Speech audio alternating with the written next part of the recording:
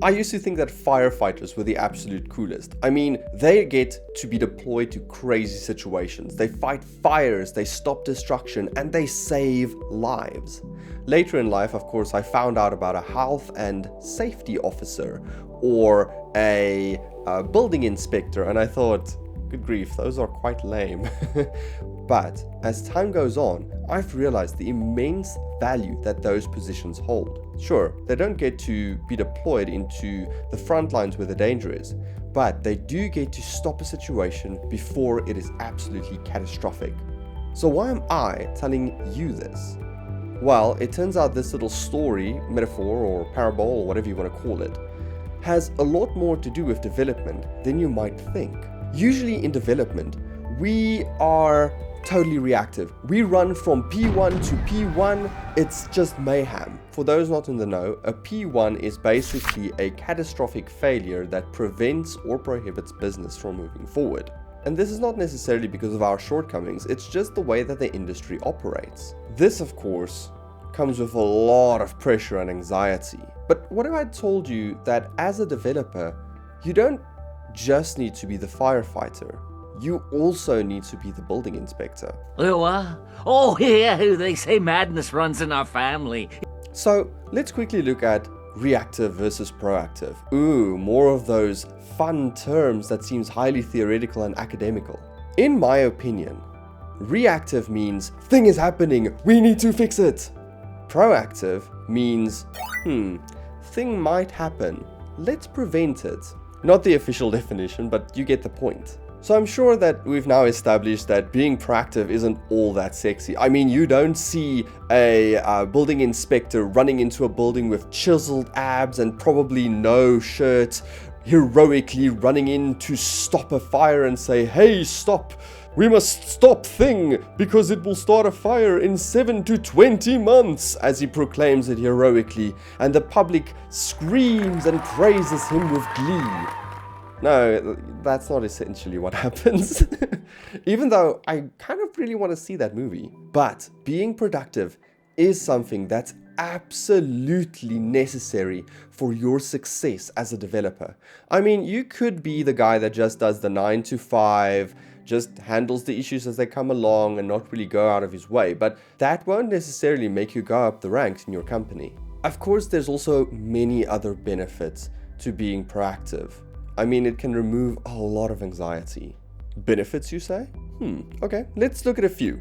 Being proactive allows us to create a quality and well thought out product. It also allows us to do much better expectation management. It can allow us to stop those catastrophic failures that will make us lose sleep at night or have us work overtime. And it can stop us from being in difficult situations where we need to quickly figure out a solution which isn't the optimal solution that's probably going to break in, I don't know, the next few weeks. Buzzword, buzzword, buzzword, so many buzzwords. But let's look at the core of what the benefit is of being proactive over reactive. When you're running from fire to fire, you're spending so much energy that could have been spent more productively somewhere else. You're also exhausting yourself and causing so much anxiety for yourself. It can make you feel excessively anxious, tired, and out of control, which, by the way, to me is a big no-no because I'm a little bit of a control freak. What? No. What if there's a way to stop this, or at least make it a little bit more manageable? And that's where proactivity comes in. Alright, fine, you've sold me, or at least if you haven't clicked off the video by now, I assume you at least want to know what you can do to be a little bit more proactive. Please know that proactivity isn't something that you just start right now and boom, you're all of a sudden proactive and it's overnight you've become this crazy proactive individual. No, that's kind of not how it works. It's something that you build and foster over time, a skill that you develop as you go along. It's long and painful and arduous and blah, blah, blah, but the benefit of it is really great. Let's look at something practical.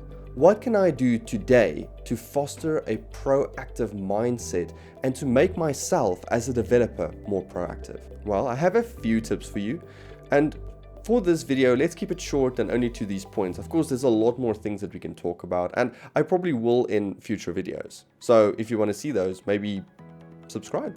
Let's look at them. Understand the business requirement of what you are developing. Understand the business context in which your code will be used. If you understand the business context, that kind of gives you a bird's eye view into the broader way that your business will function, and you will have a better understanding for what the users are actually going to do with your app or code or whatever you're developing. 3. Communicate with your team and stakeholders. Okay, now this is a really big one, and I know it actually warrants its own video because of how big it is, but let's try and just bring it down into little chunks so that we can, at least start with proactive communication. Points under this topic would be, if you don't understand something, ask. If you're not asking and you're just moving forward without understanding something, you're kind of wasting a bit of time and making a lot of assumptions that might come back to bite you. And I know asking seems terrifying, but once you've started doing it, you'll see that people are much more eager to answer your questions than you might think. If you see you won't meet your deadline, communicate it beforehand. Don't be like the night before, I need to crunch all night and I won't be able to make it, and then you miss your deadline anyway. Make sure that you communicate what is blocking you so that they can be removed before there are problems. And then also, if something is stopping you from being productive, communicate it. Ask a question as to why it needs to be done like this and not like this. Or say, listen, I need help here. It's not necessarily my strong point. Maybe somebody else can give me a little bit of a pointer so that I don't have to spend hours and hours and hours on Stack Overflow to try and find the solution. Point 4, documentation. Now, I know this one is loved in the community, but I love documentation. I think it's absolutely required in everything that we do. It can be something as simple as a development specification, or maybe an end user manual, or debugging notes, or maybe you have a SharePoint page where you type in development decisions that were made. Because sometimes we code something, that obscure little piece of hard-coded that if statement that has something very specific to this project in because the business user wants it to specifically work like that. And months down the line, people look at it and go, wow, I have no idea what this does. That can be documented and it will save a lot of time. And also, you can maybe identify future issues with a piece of code, write it down. Maybe you can't necessarily handle it now because of time constraints or technology constraints or tool constraints, whatever it is. But if you write it down, then when somebody hits that issue as a support issue or whatever, you can say, hey, I see you're struggling with this. Maybe the documentation on this page will help you out. Remember that documentation starts with you writing a single paragraph. You don't have to write this entire T's and C's documentation or whatever, the one that nobody ever reads. You probably really should. But it starts with you writing a single paragraph to remind yourself in the future that listen, this and this and this was done for this and this and this reason. Future you will thank past you. Trust me on this. And last point for this video, testing. Ooh, another one that's like, I don't really like that. But testing is extremely important. Before you deploy your code or say it's done, test. Make sure that you code with a testing mindset. How will the user use this thing? How will the user break this thing? How will it interact with the other parts of the project? It's also much harder to test something if you don't have a testing plan. So maybe think of, how can I test this piece of code that I'm developing before even developing it? That way, you'll develop with multiple situations or multiple scenarios in mind. Testing also requires you to do some ego checking. So be cautious of that, because you are a programming god. You can't do anything wrong, is what the ego me wants to say.